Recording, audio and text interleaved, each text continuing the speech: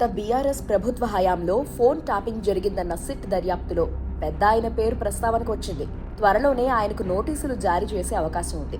ఇప్పటికే గత ప్రభుత్వంలో కీలక నేతలైన హరీష్ రావు, కేటీఆర్ను విచారించిన సిట్ మరో ముందడుగు వేసి పెద్ద ఆయన్ని సైతం విచారణకు రప్పించేలా చర్యలు తీసుకుంటోంది.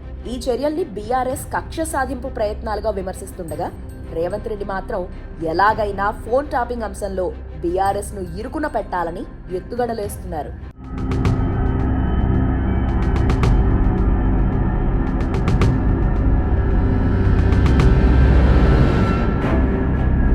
ఫోన్ ట్యాపింగ్ కేసులో సిట్ దర్యాప్తు ముమ్మరం చేసింది. ఇప్పటికే బీఆర్ఎస్ నేతలు కేటీఆర్, హరీష్ రావును, సంతోష్ రావును విచారించింది. సంతోష్ రావు సహా ఇందులో సూత్రధారులుగా పేర్కొంటున్న వాళ్లందరూ తమకు బిగ్ బాస్ నుంచే ఆదేశాలు వచ్చాయని సిట్ కు చెప్పినట్లు సమాచారం. కేసీఆర్ ను లక్ష్యంగా చేసుకున్న కాంగ్రెస్ ప్రభుత్వం ఎలాగైనా ఫోన్ ట్యాపింగ్ కేసులో కేసీఆర్ ను ఇరికించాలని చూస్తోంది. అందుకు తగ్గట్టుగానే ముందుగా సంతోష్ రావు, కేటీఆర్, హరీష్ రావును విచారించేలా ఆదేశాలిచ్చింది. ఆ ఆదేశాలకు అనుగుణంగా సిట్ అధికారులు వారిని విచారించి ఎవరు చెప్తే ఫోన్ ట్యాపింగ్ చేశారో చెప్పాలని వాళ్ళని గుచ్చి అడిగింది. కానీ వాళ్లు మాత్రం తాము ఎవరికి ఆదేశాలు ఇవ్వలేదని, ఫోన్ ట్యాపింగ్ కేసుతో తమకు సంబంధం లేదని చెప్పినట్టు సమాచారం.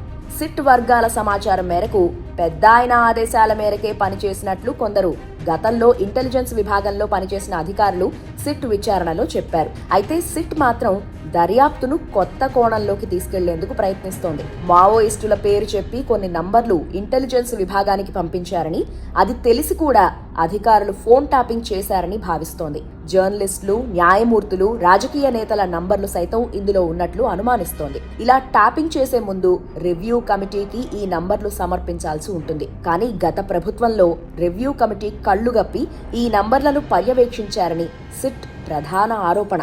గత ప్రభుత్వంలోని నలుగురు కీలక నేతలు చేసిన సూచనలకు అనుగుణంగానే ఫోన్ ట్యాపింగ్ జరిగిందన్న కోణంలో దర్యాప్తు చేపట్టిన అధికారులు వాళ్ల పాత్ర ఏంటి అన్న దానిపై ఆధారాలు సేకరిస్తున్నారు.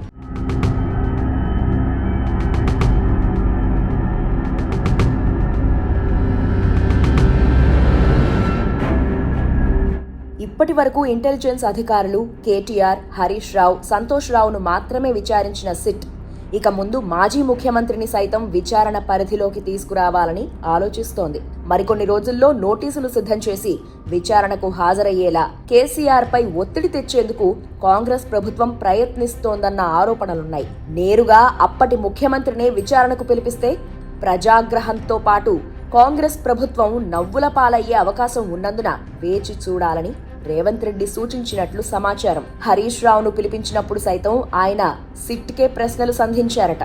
గత ప్రభుత్వంలో తాను హోంమంత్రిని కానని, కనీసం ఇంటెలిజెన్స్ వర్గాలతో తనకు ఎలాంటి కార్యకలాపాలు నిర్వహించిన దాఖలాలు లేవు అన్నారు. అసలు ఫోన్ ట్యాపింగ్ కేసులో తనకెలాంటి సంబంధం లేదన్న ఆయన కేవలం రాజకీయ దురుద్దేశంతోనే తనను ఈ కేసులో ఇరికించడానికి రేవంత్ రెడ్డి ప్రభుత్వం ప్రయత్నిస్తోందని ఆరోపించారు.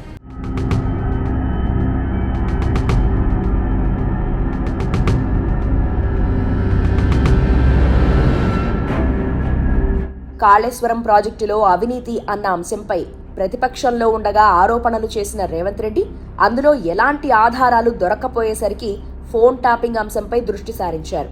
కేసీఆర్ కు నోటీసులు ఇప్పించి తన అనుకూల మీడియాలో వ్యతిరేక కథనాలు ప్రసారం చేసేలా ప్రయత్నాలు చేస్తున్నారు. అందులో భాగంగానే వచ్చే 2-3 వారాల్లో సిట్ అధికారులు కేసీఆర్ కు నోటీసులు జారీ చేయనున్నారని సమాచారం.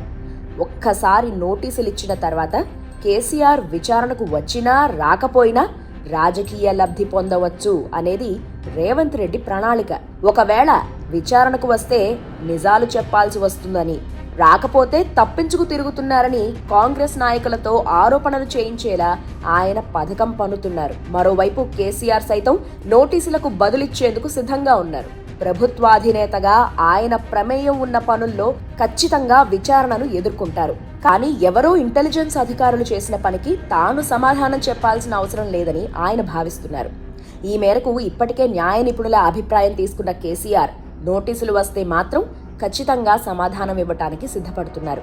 అప్పటి డీజీపీ, ఇంటెలిజెన్స్ చీఫ్ తీసుకున్న నిర్ణయాలకు ముఖ్యమంత్రిని బాధ్యులు చేస్తే భవిష్యత్తులో గ్రామ స్థాయిలో తీసుకునే ప్రతి నిర్ణయానికి ప్రభుత్వాధినేతనే సమాధానం చెప్పాల్సి ఉంటుంది. అప్పుడది నిర్ణయ సంక్షోభానికి దారి తీస్తుందని న్యాయ నిపుణులు చెబుతున్నారు. ఒకవేళ నోటీసులు అందినప్పటికీ వాటిని న్యాయబద్ధంగా ఎదుర్కొనేందుకు సిద్ధంగా ఉండనున్నారు కేసీఆర్. ఈ ఫోన్ ట్యాపింగ్ కేసు సైతం కాళేశ్వరం అవినీతి అంశం లాగానే ఎలాంటి ఆధారాలు లేకుండా ముగిసిపోయే అవకాశం ఉంది.